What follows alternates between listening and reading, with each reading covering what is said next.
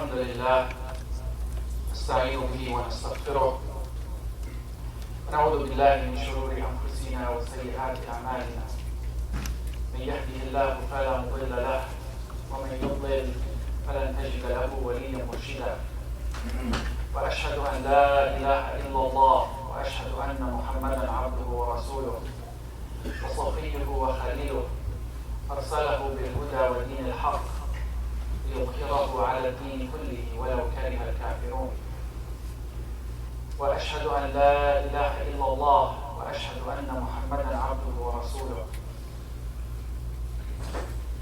All praise is to Allah subhanahu wa ta'ala, the giver, the taker, the sustainer, the truth, the light.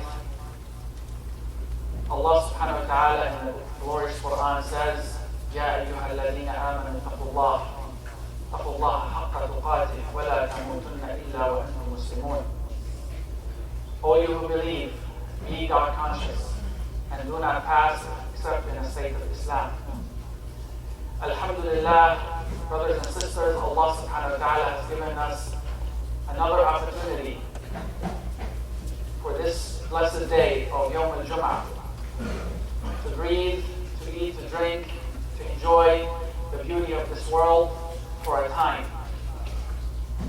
Because as we all, inshallah, know, we do not know what the next minute, or the next hour, or the next day, or week, or year will bring for us. It might be the last moment of our lives, or it might extend to something more for us, in blessing and in consequence. But we remind each other of the beauty of Yawm al-Jum'ah, because not only it gathers the Muslims together, mandated for the men and optional for the sisters, to listen to the beauty of Islam from the Quran and from the teachings of the Prophet ﷺ. But it also reflects the true strength of the Muslim community. That non-Muslims, anytime they visit us, they're shocked and surprised and positively impressed, even with all the issues and the images that we've talked about many times of how Islam is targeted as a violent religion and Muslims as backwards and so on. But when they come and see us face to face and they interact with us, especially on Friday, Yawm al-Jum'ah, and they see the beautiful faces of different shades of color that Allah subhanahu wa ta'ala has created, that is something they are not used to. Because in many communities, for example in the Christian community, you go to a church and it's all white people, or all black people, or all Latinos, or Asians. And only a few have a little bit more diversity, to be fair. But when you walk into a church most of the time in this country, and possibly in Europe as well, you notice it's the same people who look the same way. But Islam, subhanallah, even with all the weaknesses we understand, has created a foundation for us by the wisdom of Allah subhanahu wa ta'ala to reflect the true essence that even with our chaos, we are still showcasing strength and power. Subhanallah. That is not because of us, it is because of the blessing and the planning of Allah subhanahu wa ta'ala for us. So, for example, when they look at us praying together in unison, synchronized, following the footsteps of the Imam, when they see images of Mecca and the Hajj, and they see the sea of white, because of all the muhrimeen, the people who are wearing the ihram, all following the steps of one Imam near the Kaaba, that sends goosebumps across their spine to showcase how could a religion do such a thing to a massive amount of people in such a short time, even though they're all different. They speak different languages, they have different colors, different cultures, but there has to be something in this deen, in this religion, that makes them come together, whether they like it or not, and showcase strength and power. Like as if you're looking at a military procession or celebration of soldiers walking step by step together. Alhamdulillah, brothers and sisters, Islam has given us this beautiful blessing. Because without it, we would be completely chaotic. So we have to reflect on every element that exists in Islam, even the things that we take for granted.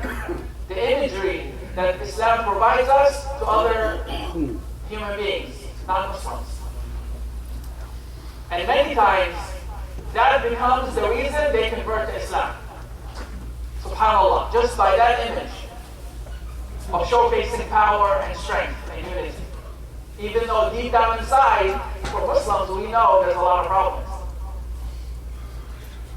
So how can we move forward from this image? And how can we improve it within our communities and, more importantly, within each and every single one of us? This month for the United States is usually recognized as African American Heritage Month, to recognize the contributions of African Americans from the slave era to the civil rights movement and beyond. And many times Muslims feel, oh, this is not our celebration, or this is not our remembrance. Of course, in no way do we celebrate other holidays other than the Eidain. But to remember and to reflect the essence of Muslim contribution, especially of African Americans in America, is essential. To showcase that Islam is not one people. Like people assume Islam is only for Arabs or for South Asians, because that's all they see of us. But Islam is for all people. So when we reflect on American history, we reflect on a great American Muslim. And his name was Malcolm X early on. And then he changes it to Malcolm Shabazz.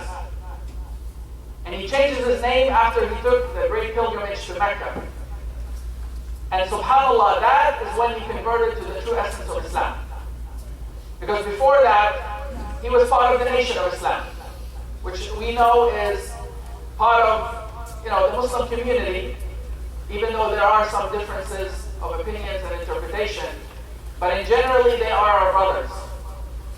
But when he discovers the true essence of Islam, away from black nationalism and into humanity and looking at others as one, that's when he starts introducing Islam to the American population. So our discussion is not just on Malcolm X today, but how can we learn about his life from the Sunnah of the Prophet ﷺ and the Quran. Because the Quran is very clear that there should never be ta'assub, extremism based on ethnicity or race or culture. That unfortunately does exist in the Muslim community globally. It exists because first, it is only America and Europe, and maybe Australia and South America, that have a diverse link of Muslims from all over the world. But if you go to the Middle East, or South Asia, or any predominant Muslim country, generally everybody looks the same. It's from the same culture. But when many of us as first-generation immigrants came to America, we were forced to live with diversity. Not only outside of the Muslim community, but within the Muslim community. SubhanAllah, every week I have the great pleasure of coming to you every Friday and looking at you and seeing, SubhanAllah, the beauty of Islam in your faces because of the diversity that we all have. And that is something we need to remember. That it did not come from us, it came from Allah subhanahu wa ta'ala. So we need to strengthen it. Because the power of a community comes from its unity and its diversity. And that is a fact of history. You will notice that the great empires of history, from the Roman Empire, the Greek, the Islamic Empire, and on, all the way to the Turkish Empire, they rose in status and power because they were united under one goal, and they introduced and welcomed diversity in their society. And the reason they fell and were destroyed and disintegrated is not from a foreign enemy. It is because they started fighting amongst themselves. And they started looking at each other as different. And when we look at Islam, exactly that's what it tried to solve. Because we all know when the Prophet ﷺ was given the honor of becoming a prophet and to bring Islam to the Arabs used to fight each other left and right for hundreds of years on stupid things, even though they were one people from different tribes. But when Islam came, it said, no, you respect your tribe, but not to the extreme level of killing a person from another tribe. So what Islam brought, more than the discussion of life and death, heaven and hell, is also humanity. It is the first religion that introduced the concept of humanity, of brotherhood and sisterhood, that no matter what your color is, what tribe, what last name you have, we are still brothers in Islam. And that brings our unity together. And when we're united, then nobody can touch us. So when we look at the misery in the Muslim world, it is no coincidence that the reason we're being slapped left and right and invaded and occupied and sent as refugees from country to country is because we have divided ourselves to allow the enemy to come in and create more hostility amongst us. That is the reality. And in America, alhamdulillah, we're a little different, but we still have problems that we need to fix within ourselves. So that is the essence of Islam, brothers and sisters. The essence of humanity. And that's why Allah subhanahu wa ta'ala in the great Quran says, Ya ayyuhan nas, inna khalaqnakum min dhakarin wa untha, wa ja'alnakum shu'uban wa qaba'ila lita'arafu. Inna akramakum 'inda Allahi atqakum.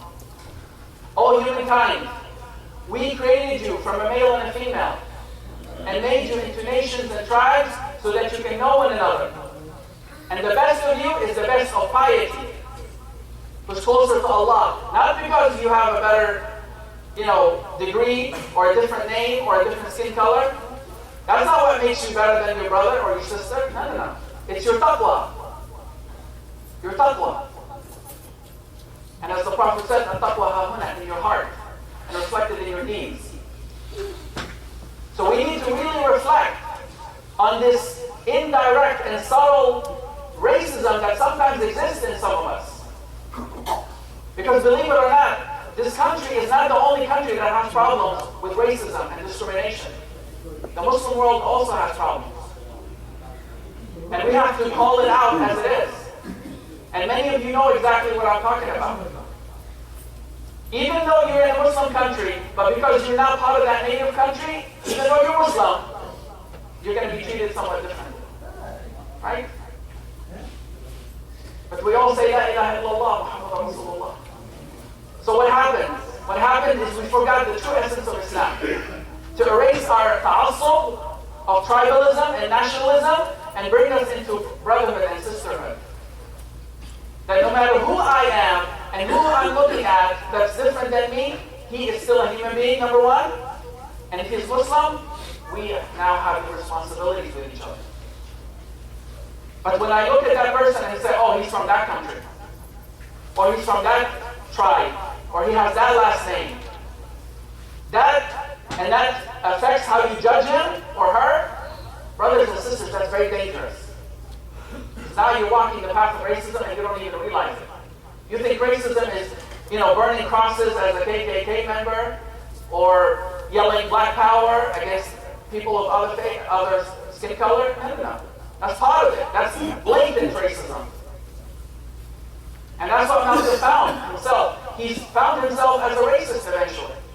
When he was claiming that from the nation philosophy that all white people, all Caucasian European people from that background are blue-eyed devils.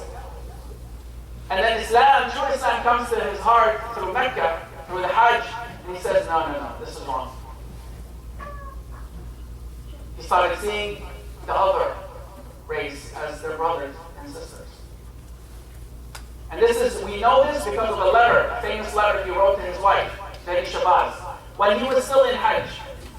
And Hajj shook him up so much that he came back and started doing da'wah for Islam, for true essence of Islam. And that's why he got shot, by the way. because he was finally speaking the ultimate and pure truth of Allah subhanahu wa ta'ala. So let's look at this letter a little bit and discover the transformation this brother was going through that led him to finally say truly with full meaning, La ilaha illallah Muhammad Rasulullah. And this letter he wrote in April 1964 and sent to his wife when he went to Hajj. So he says, never have I witnessed such sincere hospitality and overwhelming spirit of brotherhood as is practiced by the people of all colors and all races in this ancient holy land, the home of Abraham, Muhammad, and all the other prophets of the Holy Scriptures. For the past week, I have been utterly speechless and spellbound by the graciousness I see displayed all around me by the people of all colors. I have been blessed to visit the holy city of Mecca. I have made my 7 circuits around the Kaaba, led by a young mutawwaf named Muhammad. I drank from the water of Zamzam. I ran 7 times back and forth between the Safa and Marwa. I have prayed in the ancient city of Mina, and I have prayed on Mount Arafah. There were tens of thousands of pilgrims from all over the world, he says.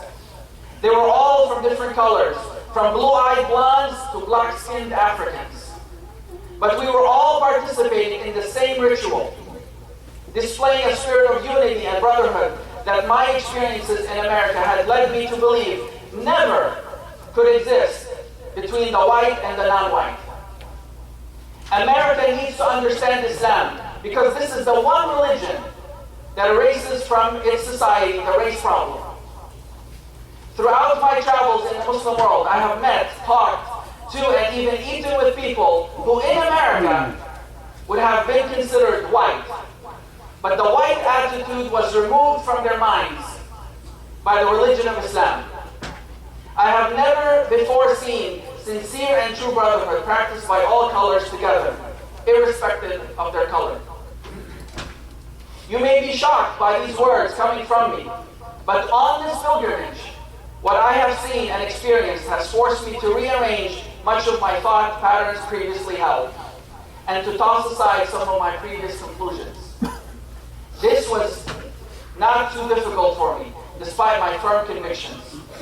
I have always been a man who tries to face facts and to accept the reality of life as a new experience and new knowledge unfolds it. I have always kept an open mind, which is necessary to the flexibility that must go hand in hand with every form of intelligent search for truth. And the letter keeps going on, but it's too long for the khutbah. This section shows you the transformation of a brother, of a Muslim brother, who went from his youth as a criminal into prison, into the nation, and into finally the true essence of Islam. And he continues to transform himself. What does that mean? It means that we think somehow that, khalas, I'm perfect. I don't need to change. I don't need to grow. Brothers, when you start thinking that, know that you're going to start declining in your view of the world and of yourself. You have to keep growing no matter what. This is the teaching and the sunnah of the Prophet ﷺ. To always get an education. To always grow. No one knows everything. But what kind of growth are we going through? Is it the growth with my account and with my materialism? Or is it the growth of myself as a person? To discipline my nafs, al-ammar bis-su', that self, that ego, that keeps telling me that I am better than my brother or sister. That's your greatest enemy, brothers and sisters. And nafs, that tells you, oh, I'm an Arab, so these Daisy brothers, and they're different than me, I can't be with them. Or if I'm part of the Indian, Pakistani, Bangladesh, Daisy community, oh, those are Arabs, we can't work with them. Brothers, if we start saying this way, and acting this way, watch out, you're walking a very dangerous path. Because that attitude should never be in the mind of a Muslim. You can never say, oh, these Egyptians are like this, or these Pakistanis are like this, or these Indians. Yeah, if one person wrongs you, khalas, that's one person who wronged you. Yes, he wronged you. Either stay away from him or advise him to change. But don't say because he's Pakistani, all Pakistanis are bad. Or just because he's Arab, all Arabs are bad. That is pure racism. Isn't that what we complain about from the non-Muslims? When they say all Muslims are terrorists. Well, what are you different? How are you different when you say stuff like that? You're not. But it's that shaitan, la'anahullah, who keeps telling you, no, you have to say that. Don't worry that he's Muslim. No, he's Arab, he's Pakistani, he's Bangladesh, he's Sri Lankan, he's African. That, when we lost that attitude of brotherhood and looking at each other as Muslims versus nationalistic groups, look where we are now. Yes, we get along pretty nicely because we tolerate each other. But do we truly love each other? Do we truly respect one another? For the most part, inshallah, yes.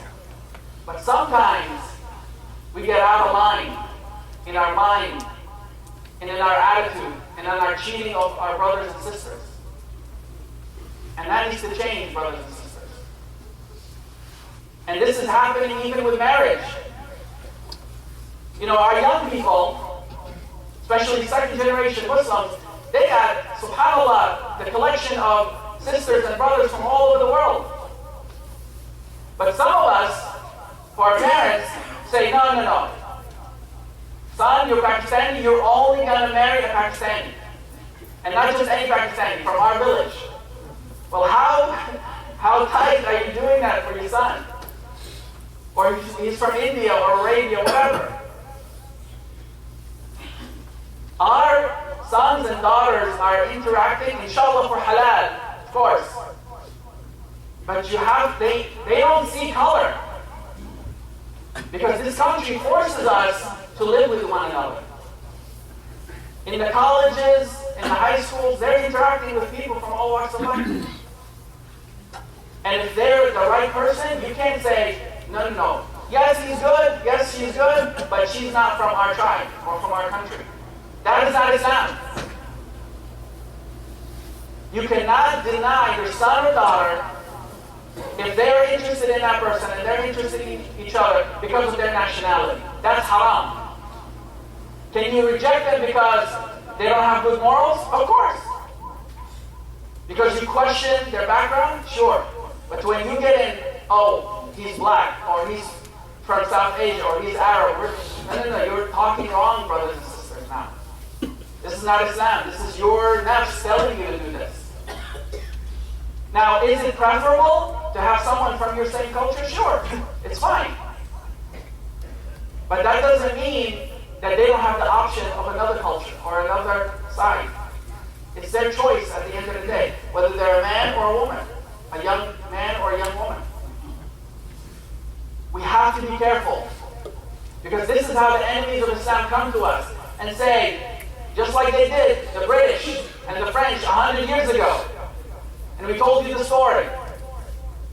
They came to us and said, after they deleted the Turks from the empire, and said, no, you're not Muslim anymore. We're going to give you the name, you're Iraqi. You're from Lebanon, you're from Syria, you're from Egypt, you're from Bangladesh, Pakistan, and India. And by the way, we're going to give you borders. And with that border, here's your flag. And then the nationalism comes out. And that's what the Muslim world has tried. Nationalism, socialism, communism. The only thing we did not go back to that gave us the honor of being human is La ilaha illallah Muhammad Rasulullah. Because we kept it in the 7th century. We said that was nice for the Prophet to do that. But now, no. Because many Muslims became secular. So we need to figure out and realize what the trick and the deception is towards us. That this mentality is seeping into our society. We don't think we're doing anything wrong, but you are doing something wrong if you start thinking that way. As long as that other side doesn't have any issues with manners and behavior, they're good. You cannot deny it for your son or for your daughter. Because the treasure of Islam is not through your color or your ethnicity. The the treasure of Islam is through your akhlaq, your manners and behavior. And if that young man or that young daughter have good akhlaq, especially living in this country, when they can easily be let loose to the desires and the temptations of capitalism, and they see that they're coming to the masjid, they're coming to Jum'ah, they pray 5 times a day, they do all of that they're supposed to, that is a treasure you cannot let go from you and from your family, whether for your daughter or for your son. Because we need to be careful what we're doing to our children. This is where you brought them to, whether they like it or not. And eventually they learn to like it. But that doesn't make it life easier for them. So brothers and sisters, during this time when you hear about African American history and heritage, that's great to learn about the heritage of Islamic African American heritage in this country. That most of the slaves that the white Europeans brought to this country were actually Muslim before they were forced to convert to other religions and change their name. That's why Malcolm changed his name from Malcolm Little to Malcolm X, because he realized that the Europeans, they didn't only steal his ancestors from their country, they stole their identity. So they didn't know who he was. And if you don't know who you are, you don't know where you're going to go. So he said, X, unknown, until I figure it out. And he found it with La ilaha illallah Muhammad Rasulullah. We have to understand our history. And not just the history of my people, but all of my brothers and sisters. The Muslim world is so rich. It's amazing. The talent, the food, the skills we have. All we need is to come together as one, and we will rule the world. We did it once.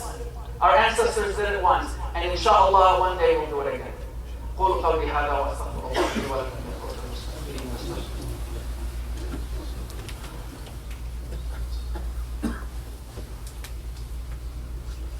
الحمد لله رب العالمين صلى الله على سيدنا محمد وعلى آله وصحبه أجمعين.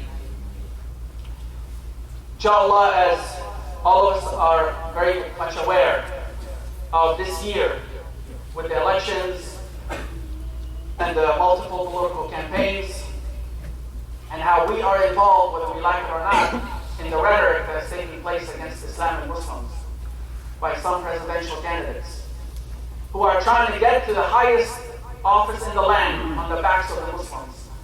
How? By scaring other people, non-Muslims, against us.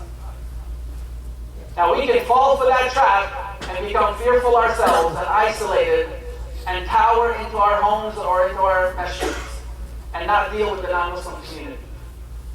And if we keep doing that, then push comes to shove, things are going to change. And you've heard me talk a lot about this. Alhamdulillah, a few weeks ago when we had the open house, we had a great crowd. But it was not reflective still of the number of people that I see every Jummah. We could have easily had 500 people at that location. Half Muslim, half non-Muslim. The half of the Muslims who brought their non-Muslim friends. And may Allah bless those brothers and sisters who brought their neighbors, who brought their co-workers. And you ask all of them, they hesitated at first. But when the neighbor said, absolutely, I'd love to come and ask questions. You saw a flood of questions from the people. Because they want to know. It's practical. That's all they hear about in the news. Islam, Islam, Islam. But they don't know what it is. But they have a Muslim neighbor. And this is your opportunity. So inshallah, because of the success of that event, we're going to do it again. And inshallah, we have a 100% increase in attendance from all of us bringing our friends and neighbors. But that's not really what I wanted to talk to you about today, in the last part. Brothers and sisters, in my mind, this is the most important year in the history of the United States recent history. Either we move this country forward, or we're going to go backwards, based on who the country elects as president. And don't worry, I'm not going to tell you who to elect. That's your business. But I'm going to tell you that you need to stand up for Islam. We cannot just keep letting Islam being punched left and right, stomped on the floor, and say, we're at peace, they're going to do this whether we do anything or not, let them do it. No, that's not a good attitude. Neither is the right attitude to become violent in any shape or form, or rude, or lose our Islamic manners. That's not Islam. Islam is middle. We have the right to stand up for ourselves, to challenge rhetoric that is based on lies and fiction, and invite people to understand the true essence of Islam.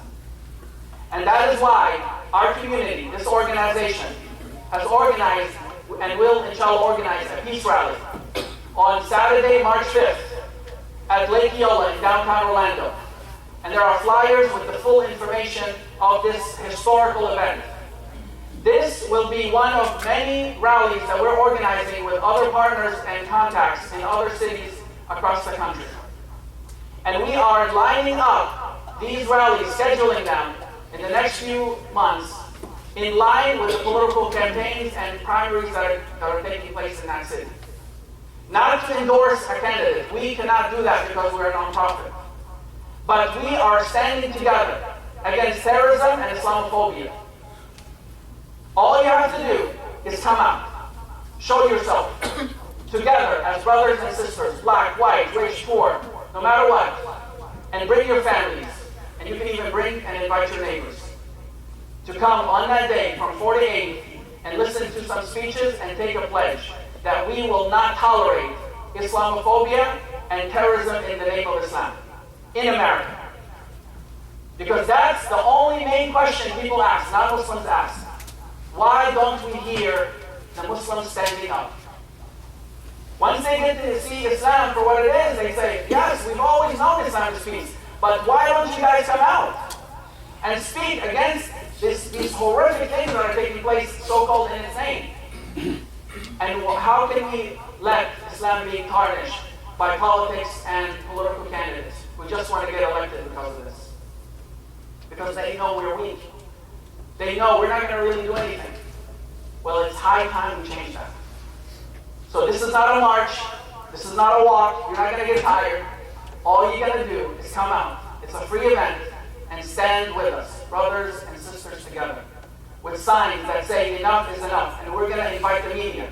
But if the media shows up and we can get into every non-Muslim home, at least in this state and in other cities,